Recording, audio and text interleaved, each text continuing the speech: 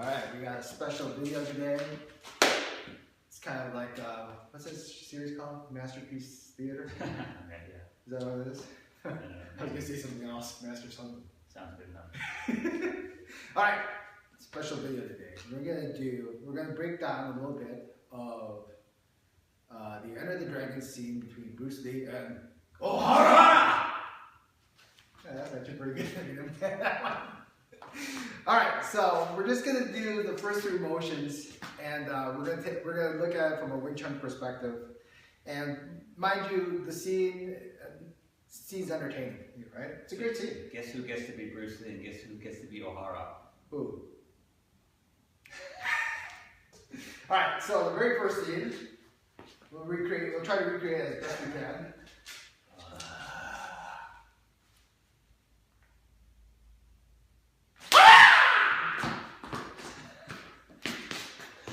Alright, so first one was what? Pak punch, basic pak punch. So from here, what you see is Bruce goes for a pak and then he goes for a back fist. You know, back fist or a punch? He has back fist. It looks more like a back fist from the angle of his arm, the way he's using it. So from here, pak, back fist, okay? So let's talk about that first. Alright. If you watch a video, notice if we play this game, and I go pop back like this, Ohara actually made a reaction to try to block it. But why exactly did Ohara fail miserably from Bruce Lee's incredibly fast pop back this? Simple. No structure. No structure, and he's basically chasing hands. Alright, so what does that mean? If you notice, there's everything, when you go for an attack, obviously we know it's a movie, yeah, and it's got, if you just did it, if I was applying in real time and go like that, it'd look boring. But some of the flawed structure that I want you to be aware of is, when we fight, in Wing Chun perspective, when we fight square. And there's a reason we fight square. In the actual scene, when they actually hold the position, he's about that turn. So in this motion, guess what happens when you're in this position? When you're in this position, you're putting yourself at a disadvantage. Why? Because when you fight square, you have the advantage of using two hands at one time. But you're already at this position here, and I already closed off. It's hard for him to counter. You could easily take him offline from that point. But let's talk more exactly why is that when you hold your hands in that position, pak punch is very difficult to block. Because structurally, there's no support. It's basically hand versus hand. One, yes, it's a fast attack. It was a very fast attack that he was able to blow off. But by holding his hand structurally like this, look, there's no body support. You can just knock it all day and you can go like this as fast as you want.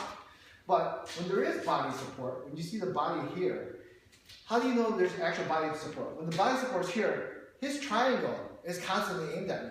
If his tension is right, if I go pop, he bounces right back. So even if I'm like this, he bounces back automatically.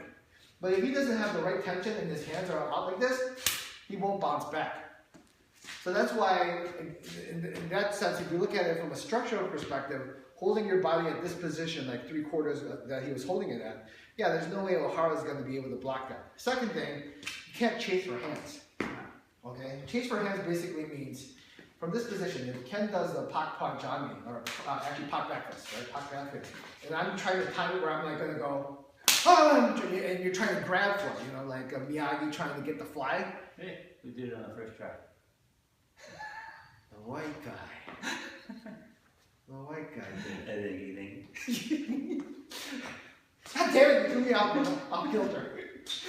So, the point being is, if you're trying to base your motion off reactions, one is already structurally weak. But if you base it off reaction, and I'm trying to all of a sudden try to grab for that, there's no way.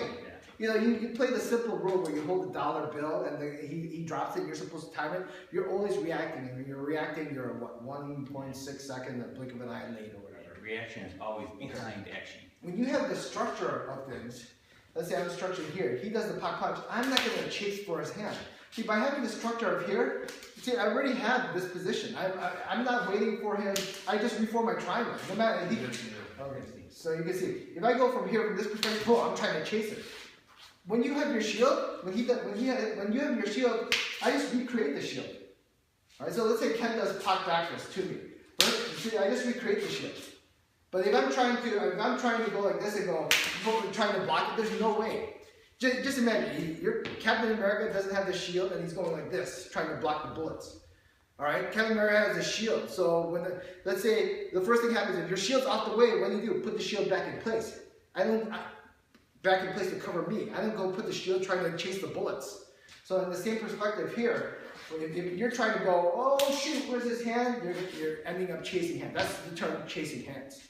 Okay, your mentality is if your structure is actually correct, your structure is correct. When this triangle breaks or it moves out of place, I recreate another triangle automatically. It's the beauty of the triangle. Okay, so just to give you an idea, yes, the Pak back fist looks great and fast, but structurally, it's actually flawed too. Why? If you look at the hand design, okay, we might only do this as part one. We might have more. We gotta get to the kickflip. That's right.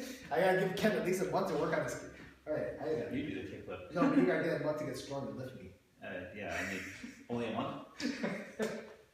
So if you look at the Pak back fist, when I go Pak back fist like this, the tech that I'm using is the back fist right here, right? And if you look at the alignment of the bones, your bones are like this.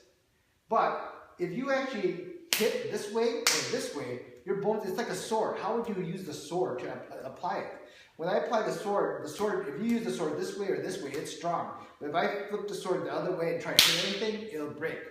Yeah, I can apply back fist and probably do damage, but I also risk the chance of actually hurting myself as well by applying Pak back fist. Yeah. Okay? What else? Yeah, let's leave it at that. Otherwise, it's too much. But that's our Enter the Dragon Part 1. Flaw with basic Pak back fist. Flaw with the basic Pak back fist. Your thoughts?